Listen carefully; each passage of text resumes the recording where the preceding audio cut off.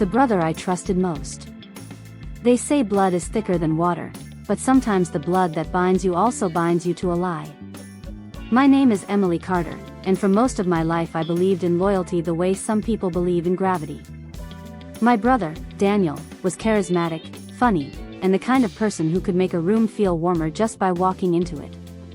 From childhood, I'd been his defender, taking up for him at school, covering for his late nights, and lying awake when he didn't come home, as if my worrying could stitch him back together. It started small. A car repair bill here, a bounced rent check there. When he lost his first job, I paid a month's rent while he found his footing again. He called me his lifeline, I called it family. If you've ever bailed someone out because you loved them, hit subscribe, because this story is for everyone who's ever confused obligation with devotion. The first time I felt the weight. The first time I felt it, not as a burden but as a pattern, was the winter of my 26th year. Daniel had just come off a string of bad luck, a layoff, a breakup, a car that swallowed money. He called me one New Year's Eve, voice shaking, and I drove to his apartment with cash in hand. I handed him the envelope without a single lecture. That was our relationship, my money, his apologies. "You don't have to do this," he said, handing the money back the following week as if guilt would wash clean what had been taken. I forced a laugh and kept my mouth closed. That laugh became a habit. So did the bill payments that followed, credit cards, overdrafts, even a student loan he'd never finished paying. Each time, he promised to be different. Each time I believed him. When I look back now, I see the pattern like a scar: trust, crisis, bailout, reassurance. My own savings dwindled, but my bank balance was never the point. The point was being needed. The point was not letting the person I loved fall. If you've ever been asked to rescue someone you love, and stayed, subscribe. This is the beginning of why saving someone else can cost you your own life. When helping becomes a habit. By 30, I was the one who paid Daniel's rent when he was between jobs more times than I could count. I paid bills so he could keep the car running and the lights on. I co-signed leases because landlords trusted my steady employment. I'd call him in the morning to make sure he'd eaten, and he'd say, "Emily, you're my angel," like a blessing that warranted the sacrifice. At work, I poured myself into a small but growing marketing firm. I loved the job, and I loved that I could help his life stay afloat without dragging my own dreams down. Friends told me to set boundaries. My therapist, a short, blunt woman named Mara, said, "You're not his bank. You're his sister." Two very different roles. I nodded in therapy and returned to the routine the next day. Then one summer, everything changed. The discovery. It was a Sunday afternoon. I was at my kitchen table, balancing my own household expenses, when a notification from my bank made me frown. A payment had been made, a wire transfer to an account I didn't recognize. I clicked through the transaction details and felt the floor tilt. It was a big transfer, money from my account to a gambling site. Not once, not twice, but a pattern of withdrawals over the last 8 months, each disguised by other transfers and small payments so they wouldn't appear suspicious. The dates matched months when I thought I'd been covering rent or car repairs. I opened my phone and dialed Daniel's number with hands that shook. He answered cheerfully. "Hey, Em. What's up?" My voice came out flat. "Where did the money go?" There was silence. Then a laugh, forced, then defensiveness. "What are you talking about?" I needed some fun. It was nothing. He tried to brush it off as if I were a nagging mother. I read him the transfer details. The line on the screen that said, "Gambling," was a verdict I couldn't unhear. He stammered, then the truth came out. Not all of it, but enough. The car was a lie about repeated breakdowns. The sudden rent emergencies were more than missed paychecks. He'd been gambling. Badly. The betrayal didn't feel like an accusation. It felt like a doctor saying the diagnosis out loud: "This had been happening, and you were a primary feeder in the sickness." When they say they love you, do they mean it? Or do they mean the version of you that pays for their mistakes? Stay with me, It gets worse before it gets better. The confrontation. The next hours were jagged. I drove to his apartment and found him on the couch, eyes bloodshot, television a mute glow. He avoided my gaze. I told him I knew. He denied. Then he admitted. The words tumbled out, losses I couldn't imagine, debts he'd hidden, threats from people who weren't passive. He'd been stealing from me, sometimes subtly, sometimes brazenly, and I had been funding his entire habit in the name of saving him. "Emily, I'm sorry," he said. "I didn't want to drag you into this. I was going to fix it." "How?" I asked. "How would you fix stealing from the one person who would always help you?" His silence was a loud, guilty answer. I remember walking out that night with a hollow ache in my chest. Not for the money, that mercilessly practical number could be recovered, but for the trust, the years of belief that had been treated like an ATM. I had been complicit, not because I didn't see, but because I wanted to believe the best about my brother. The decision that felt like a door closing. I left with two things in my pocket, a determination and a plan. I called my bank, froze my accounts, and set up alerts. I reported the transfers. I started combing through years of transactions, documenting everything. With each line item I found, the picture of what he'd done grew broader. It wasn't just gambling. There were transfers to friends who pretended to be startups, to rental agreements that led nowhere, and to pay-to-play schemes. He'd been building a life funded by me, a life of lies and frantic promises. I could have gone to him and demanded repayment. I could have staged an intervention and called his bluff. I could have told the office and let their shame be public. Instead, at first, I did none of those things. I felt a poisonous mix of anger and grief. I decided on something colder, would stop being the solution. I would let the consequences sink in. If this was the wake-up that could save him, it would be a hard one. If it destroyed him, then at least it would be honest. I told him, simply, "I'm done giving. You need help, and you need accountability. I'll help you set it up, therapy, rehab, a professional financial plan. But I'm not your bailout." He begged. He screamed. He promised to change. His pleas were familiar language, rehearsed and weaponized. I stood my ground. That night, I slept for the first time in years without checking my phone every 2 hours. For the first time, I felt a loosening under the weight I had carried. I stopped the bleeding, not by forgiving him, but by refusing to fund the lie. And that's where revenge and repair begin to split. If you're with me, subscribe. The next part is where I make the choice that changes everything, for him, for me, and for the family that watched without intervening. The reckoning. The next morning, I woke up to 23 missed calls. All from Daniel. I stared at the screen, the small digital reminders of the person who had taken so much from me, and felt nothing. For years, his emergencies had been my alarm clock, the ringing that dictated my day, my mood, my financial future. But not today. That morning, I brewed coffee, watched the sunlight crawl across my kitchen counter, and ignored every single call. If you've ever reached the moment where love feels like a wound that needs to close, subscribe. Because this is the part where silence becomes its own kind of revenge. The family fallout. By noon, my phone rang again, this time, my mother. Her voice came sharp and anxious, the way it always did when Daniel's name was involved. "Emily, what on earth happened? Daniel's been calling me all morning saying you froze his accounts. He says you're overreacting." I took a slow breath. "I didn't freeze his accounts, Mom. I froze mine, because he was stealing from them." Silence. Then the disbelief I'd braced for. "Oh, Emily. He said it was a misunderstanding. You know how dramatic you can be." "Mom," I interrupted, my voice calm but firm. "He took thousands. He's been using my money for months. For years, actually. He wouldn't. He did. I have proof. And I'm done covering for him." The pause that followed was heavier than any argument.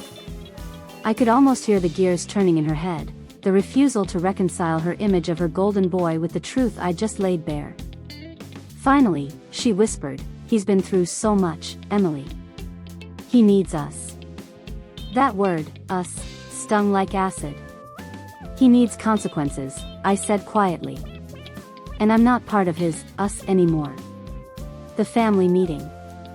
That night, my mother insisted on a family talk. I didn't want to go. But a part of me, the same part that still wanted answers, said yes. When I arrived at their house, Daniel was already there, sitting at the kitchen table like a sulking child. My father sat stiffly at the head, trying to maintain his neutrality, his silence a familiar fence between us all. My mother gestured to the empty chair. "Sit down, Emily." I did, slowly, the air thick with old resentment. Daniel looked up, eyes red-rimmed. "I messed up," he said immediately, voice rehearsed. "I didn't mean for it to go this far." "You didn't mean to empty my savings?" I said, my voice sharper than I intended. It was exactly like that. My mother's voice cut through the air. "That's enough. We're here to make peace." I turned to her, my heart pounding. "Peace? You're talking about peace while I'm still paying off his debts?" Her eyes darted away. "He's your brother. Family forgives. Family doesn't steal." The room fell into silence. My father's hands clenched on the table, his jaw working like he wanted to speak but couldn't. Then he sighed. "He's right that he needs help. Maybe a program. But Emily, you can't hold this forever." I looked between them, my parents, still orbiting around Daniel like planets around a dying star. I realized, then, that they weren't going to save me from him. They never had. So I stood up. "I'm not holding anything," I said. "I'm letting go." And I walked out, past my brother's pleading face, past my mother's denial, past my father's silence. For the first time in years, I didn't look back. Sometimes the hardest part of revenge isn't the rage, it's the emptiness that comes after you finally stop fighting for people who never fought for you. The plan. I spent the next week like someone taking inventory after a storm. Emails. Transactions. Legal documents. I created a spreadsheet so detailed it scared even me, a full record of everything he'd taken, every repayment promise he'd broken. Then I contacted a lawyer.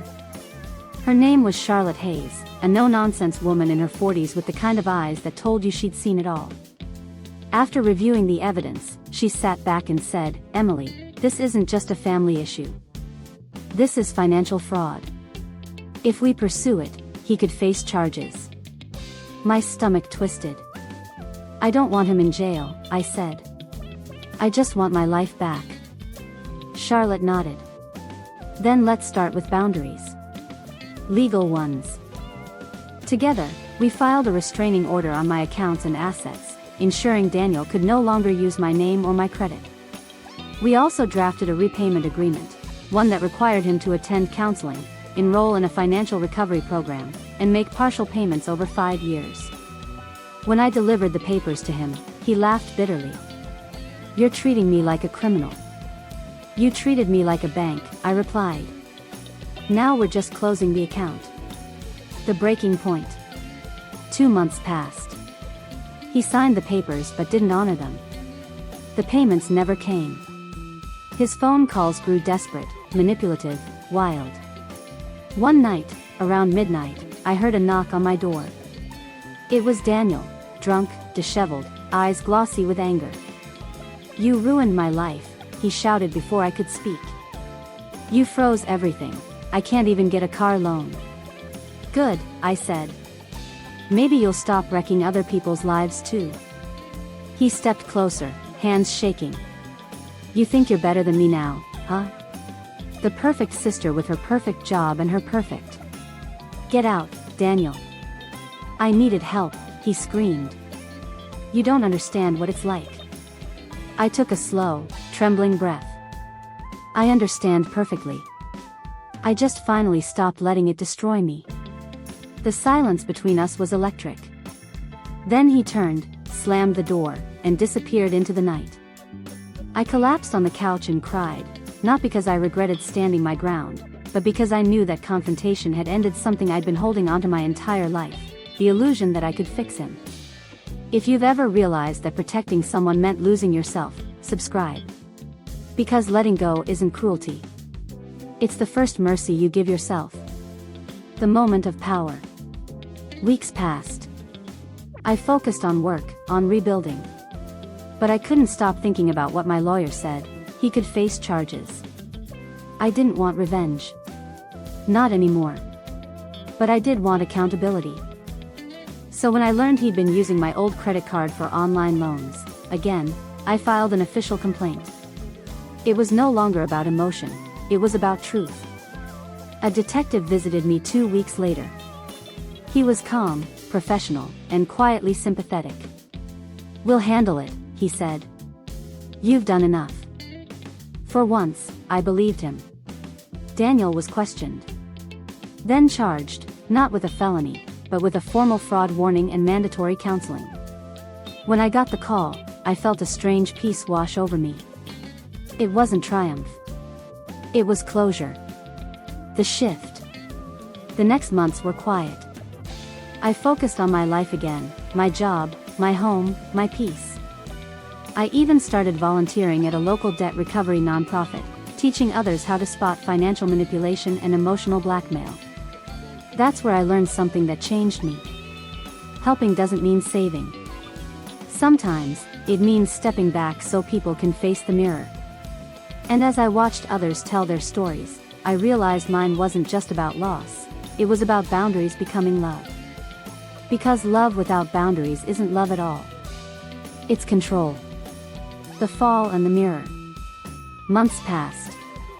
The chaos that had once filled every corner of my life began to settle into silence, a kind of stillness that felt both alien and sacred. For the first time in years, I wasn't reacting to someone else's disaster. I was simply existing. It's strange how peace can feel heavy at first, like the body's not used to calm after so much adrenaline. I'd wake up expecting a phone call, a crisis, a demand. But the quiet only deepened. And then, just as I began to trust it, the call came. The call that changed everything. It was late November, just before Thanksgiving. I was at work, finalizing reports for the quarter, when my phone buzzed with a number I didn't recognize. I almost ignored it. But something, instinct, maybe, made me answer. "Is this Emily Carter?" The voice was deep, professional. "A man." "Yes." "Who's this?" "This is Officer Price with the Chicago PD.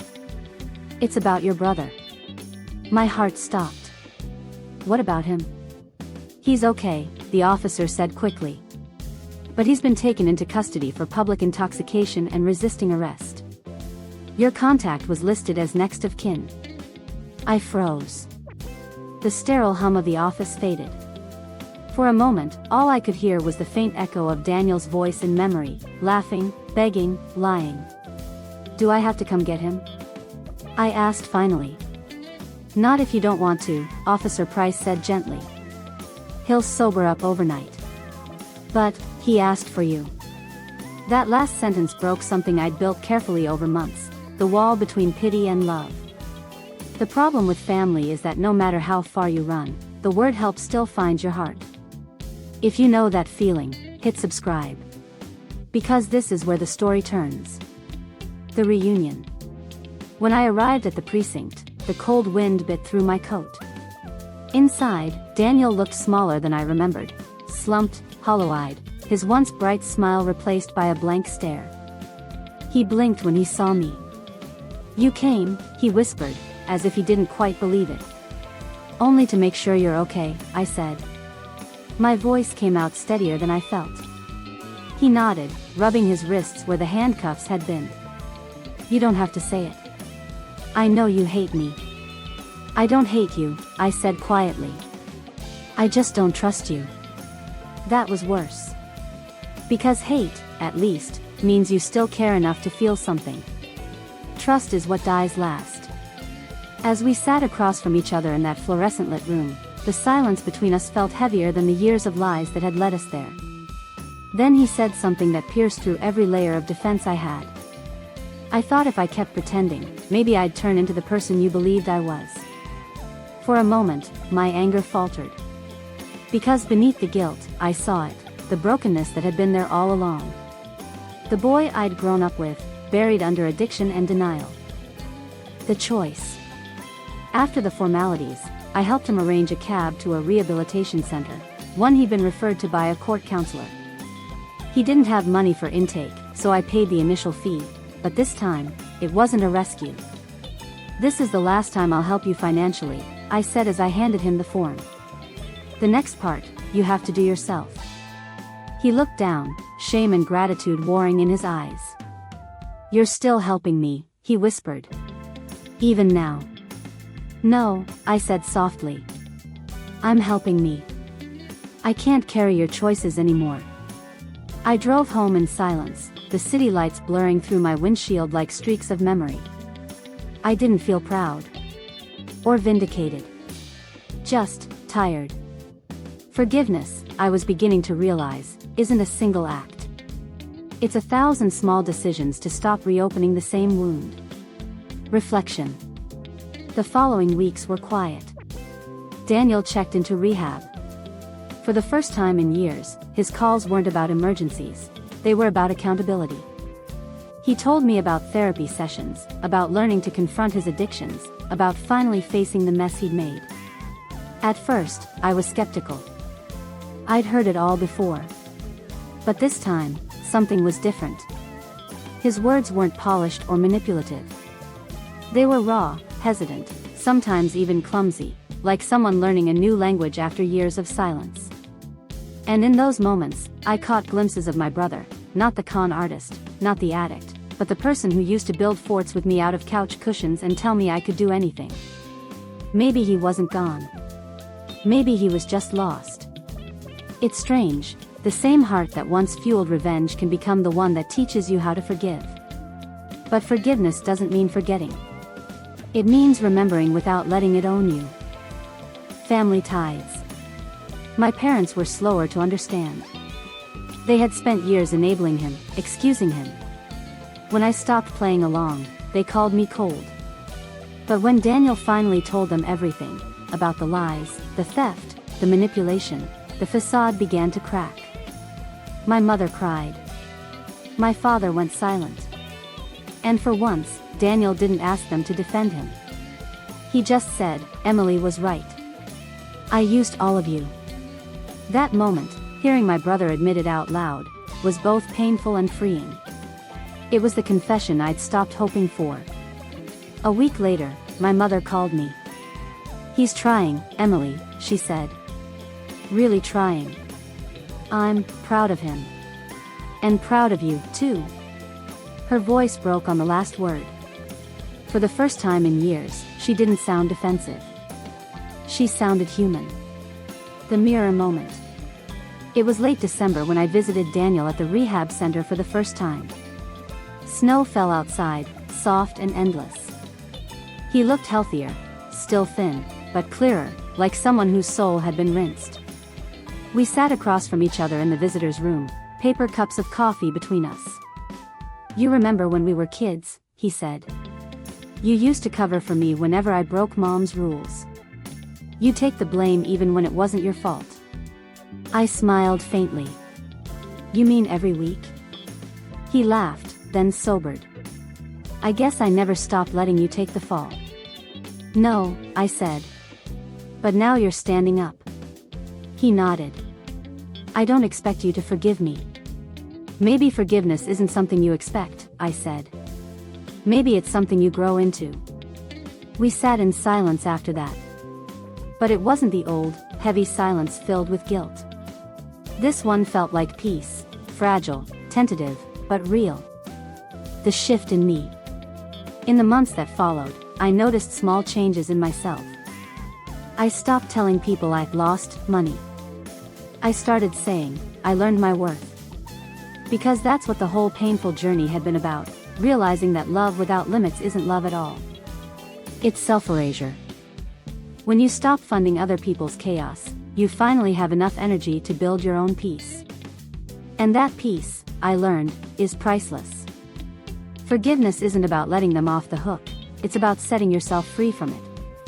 Stay with me for the final part, because what happens next proves that even broken families can find redemption when truth finally replaces denial. Redemption. They say time heals all wounds. That's not true. Time doesn't heal, truth does. And for the first time in years, my family was finally learning how to tell it. 6 months later. Half a year had passed since Daniel entered rehab. The seasons had turned, and with them, something inside me had too. The world looked different, not softer, but clearer. I had started journaling again, traveling on weekends, even opening a small savings account that was mine, untouched, unshared, unburdened. And Daniel, he was still in recovery, but this time, he wasn't faking it. Every week, he sent me short emails, updates about meetings, progress notes, sometimes even reflections about our childhood. At first, I didn't respond. I wasn't ready to write, "I'm proud of you," without meaning it. But I read every word. And slowly, I began to believe that the brother I loved might actually be coming back, not as the man he was, but as the man he was trying to become. Sometimes revenge gives you power. But forgiveness, that gives you peace. If you've ever fought your way from pain into peace, subscribe, because this is where healing becomes strength. A new beginning. It was late spring when Daniel called and asked to meet. His voice was calmer, no desperation, no manipulation, just quiet sincerity. "I'd like to see you," he said. Not to ask for anything. Just to say thank you. I hesitated. But something in me, the part that had learned how to stand strong without bitterness, said yes. We met at a small cafe downtown, the kind of place we'd gone to as kids after our parents' arguments, back when a hot chocolate could fix everything. When I saw him, I barely recognized him. His posture was straighter. His eyes clearer. There was a gentleness there that I hadn't seen in over a decade. "Hey, Em," he said softly. "Hey, Danny." For a moment, neither of us spoke.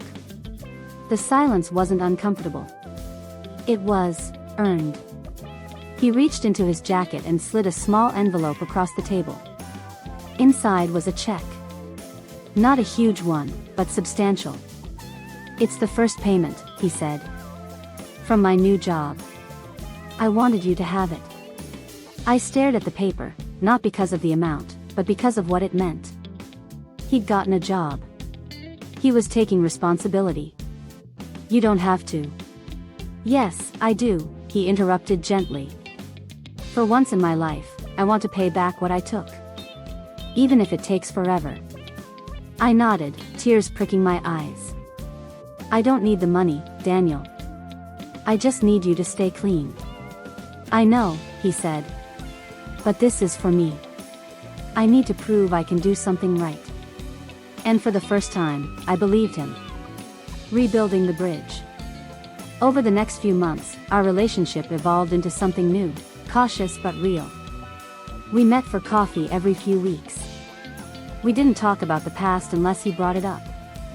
We talked about life, about small things, movies, books, how weirdly quiet our parents' house had become since all the chaos stopped. My mother began to thaw too. She called one evening, voice trembling. "I don't know if I ever thanked you," she said. "For not giving up on him, or on us." "Mom, I did give up," I said gently. That's what made him finally face himself. She was quiet for a long time before whispering, "Maybe sometimes love looks like letting go." Her words were late, but honest. And that was enough. The dinner. That summer, Daniel invited me to dinner, his idea, his treat. He wanted to celebrate 1 year of sobriety.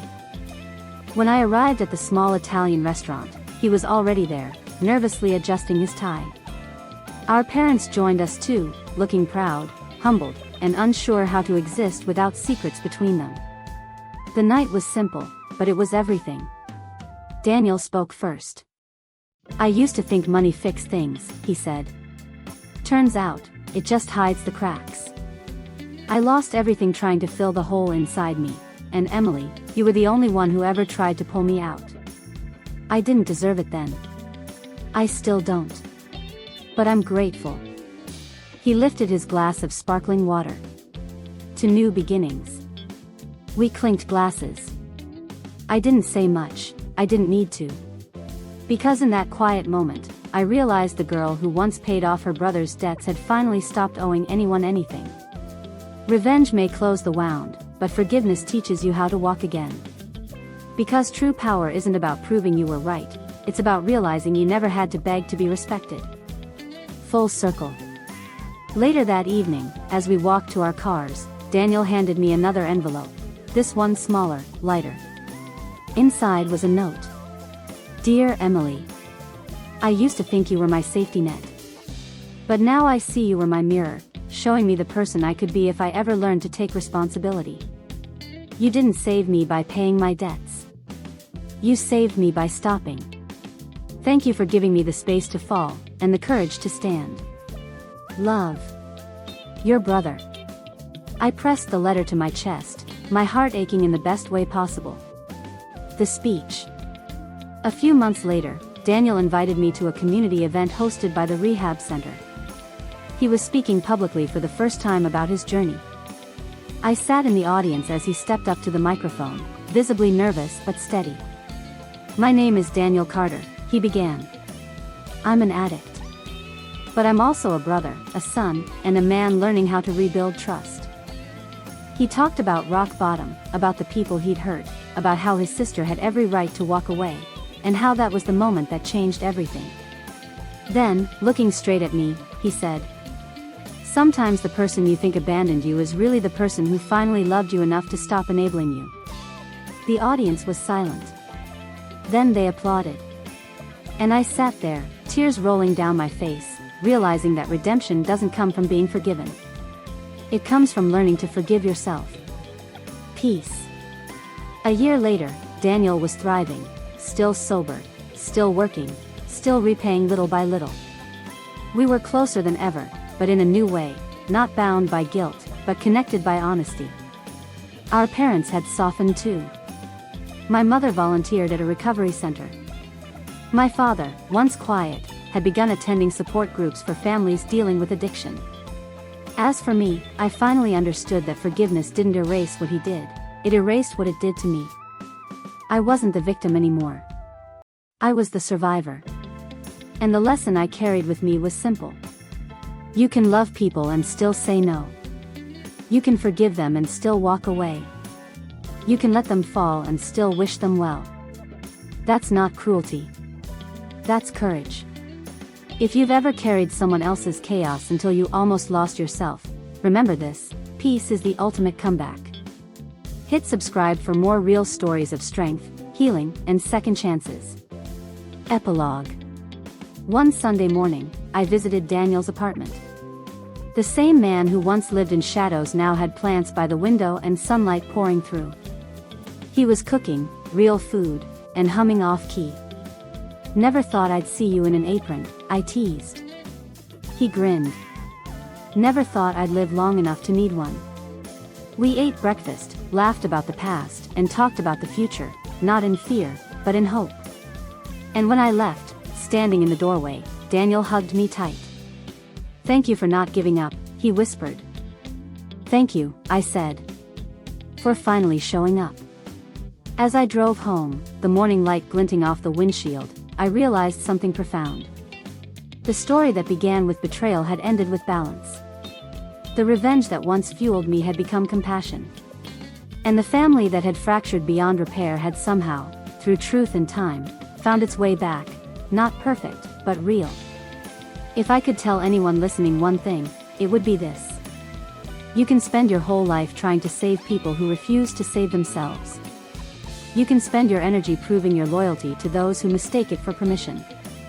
Or, you can stop. You can reclaim your peace, your worth, and your story. That's not revenge. That's redemption. And sometimes, that's more than enough.